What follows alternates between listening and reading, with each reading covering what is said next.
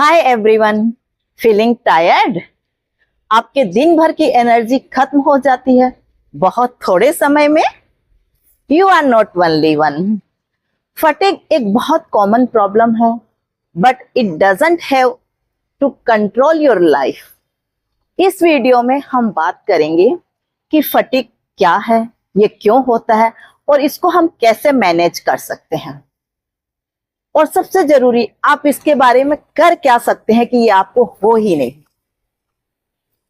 Hi, welcome to Indu's wellness hub. I am a certified nutritionist and a yoga instructor, and my mission is to help at least 10,000 person in achieving a good health with my HAD formula towards it. What is fatigue? सबसे पहला question जो हमारे दिमाग में आता है, fatigue सिर्फ नींद का एहसास नहीं है कि हमें दिन भर नींद आ रही है, ये उससे कहीं ज्यादा है। It is that persistent feeling of exhaustion. जैसे आप कितना भी रेस्ट कर ले, सो ले, थकावट कम नहीं होती है। आपके फोकस, मूड, मोटिवेशन को भी अफेक्ट करती है। लेकिन ये होता क्यों है? The reason behind your fatigue के कई रीजन हो सकते हैं। कुछ कॉमन रीजन है, जैसे कि लैक ऑफ स्लीप। ये तो सबसे पहला रीजन है कि जब हम किसी दिन नहीं सो पाते हैं ढंग से तो हमें बहुत थकान महसूस होती है। पर आपको कितने नींद की जरूरत है? It varies. अपने बॉडी के सुनने की बहुत जरूरत हमें होती है। फॉर एग्जाम्पल, किसी को 5 to 6 आवर्स की नींद काफी होती है और वे काफी एनर्जेटिक फील कर सकता है, तो किसी को रिक्वायर्ड है 7 to 8 आवर्स की नींद। पुअर डाइट, क्या आप सही चीजें खा रहे हैं फॉर एनर्जी? ज्यादा शुगर या प्रोसेस्ड फूड्स तो नहीं कंज्यूम कर रहे हैं जो कि आपकी एनर्जी का क्रैश का कारण बन सकते हैं, और आपके न्यूट्रिशन के अभाव में टायर्ड फील कर रहे हो आप। एक बार अपनी डाइट को जरूर चेक करिएगा कि आप कहाँ क्या गलती कर रहे हैं। स्ट्रेस, ये वो चीज है जो चुपके से हमारी एनर्जी को चुरा लेता है, फिर आपको बिल्कुल थका हुआ सा महसूस करवा देता है। अगर आप किसी स्ट्रेस की कंडीशन से गुजर रहे हो या फेस कर रहे हो तो उसको आपको कंट्रोल करना बहुत जरूरी है। कई बार ऐसा होता है कि स्ट्रेस हमारे सबकॉन्शियस माइंड में रहता है और हम इसे जान भी नहीं पाते हैं, तो उसको चेक जरूर कीजिए। मेडिकल कंडीशन होती है जैसे कि anaemia, thyroid problem, depression, chronic fatigue syndrome. अगर फटीग परसिस्टेंट है तो आपको किसी डॉक्टर से जरूर चेकअप करवाना चाहिए, और किसी अच्छे डाइटिशियन या न्यूट्रिशनिस्ट से अपनी डाइट को जरूर चेक करवाइए। मेडिकेशन का भी कुछ प्रभाव होता है, जैसे कि कुछ दवाइयों के साइड इफेक्ट के कारण भी फटीग आपको महसूस होता है, तो आप वो भी चेक करिए कि कहीं आप उसके कारण तो फटीग नहीं फेस कर रहे हैं।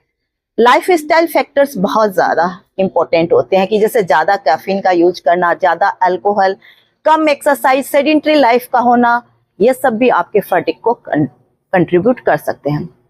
चलिए हम बात करते हैं कुछ पॉजिटिव की, कि कैसे हम अपनी एनर्जी को वापस लेकर के, क्योंकि हम हमेशा थके हुए नहीं रहना चाहते हैं ना। तो स्लीप, इसको आप प्रायोरिटी में रखिए। आप कोशिश करिए कि 7 to 9 आवर्स ऑफ स्लीप आप अच्छी सी एक बेड टाइम का रूटीन बनाइए और उसको जरूर एंजॉय करिए। न्यूट्रिशन पर ध्यान दीजिए, बैलेंस डाइट लीजिए जहां पर आपको अच्छा फूड मिले। होल फूड्स की तरफ जाइए, फ्रूट्स लीजिए, वेजिटेबल लीजिए, और लीन प्रोटीन्स के सोर्सेज जैसे कि सोयाबीन, दालें वगैरह का यूज कीजिए। और सबसे इंपॉर्टेंट बात कि अपने हाइड्रेशन को ध्यान रखिए कि आप कितना पानी पी रहे हैं। अगर आपको स्ट्रेस है तो आप कुछ योगा, मेडिटेशन, नेचर में टाइम स्पेंड करना, ये कुछ चीजें आपको जरूर अपने लाइफ स्टाइल में स्टार्ट करनी चाहिए, तो ये आपको बहुत रिलीफ दे सकती है आपकी फटीग को ओवरकम करने में। एक्सरसाइज इसलिए जरूरी है कि गेट मूविंग, मॉडरेट एक्सरसाइज भी एनर्जी लेवल को बूस्ट कर सकती है। अगर आप सेडेंटरी लाइफ स्टाइल में है तो आपको थकान जरूर महसूस होगी, तो आपको डेली रेगुलर एक्सरसाइज पे जाना पड़ेगा, ये बहुत जरूरी है।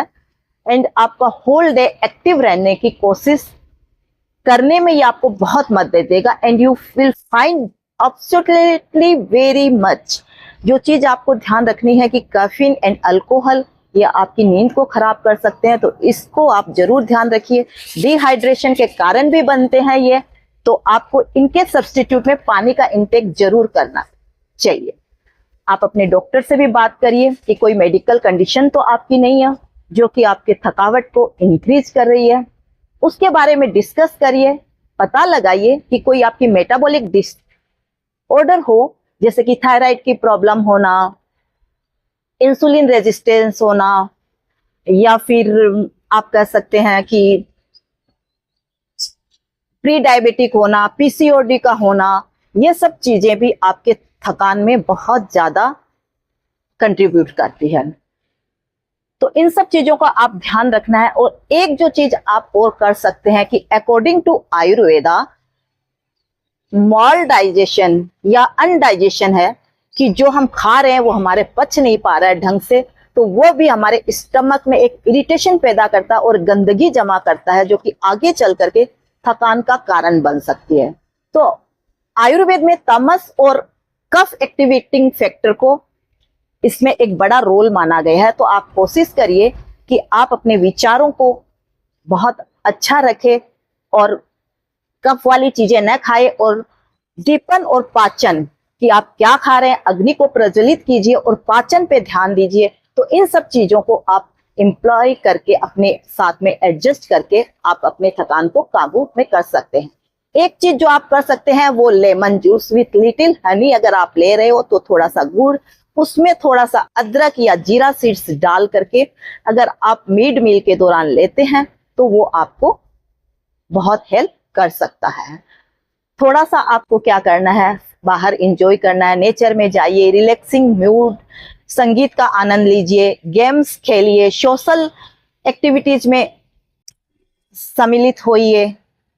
तो ये सब चीजें आपके माइंड एंड बॉडी दोनों को रिज्यूनेट करेगी और आपके माइंड पावर, जो कि अपना सबसे बड़ा एनर्जी का लेवल होता है, उसको इंक्रीज करके आपकी थकान को मैनेज करने में बहुत हेल्प कर सकती है। होप कि इन सब चीजों से आप और ज्यादा एनर्जाइज फील करेंगे।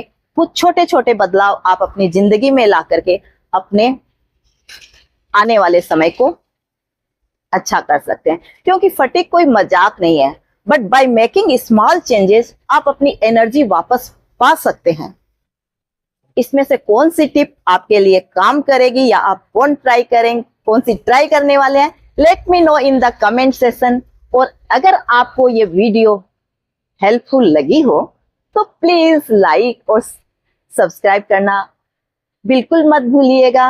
और फिर more health and wellness tip मेरे इसको जरूर फॉलो कीजिएगा और सब्सक्राइब कीजिएगा एंड शेयर कीजिएगा अपने किसी दोस्तों या फ्रेंड के साथ, जो कि आने वाले समय में मेरे साथ जुड़ करके अपनी हेल्थ को और इम्प्रूवमेंट की तरफ ले जा सकते हैं। Bye bye and see you.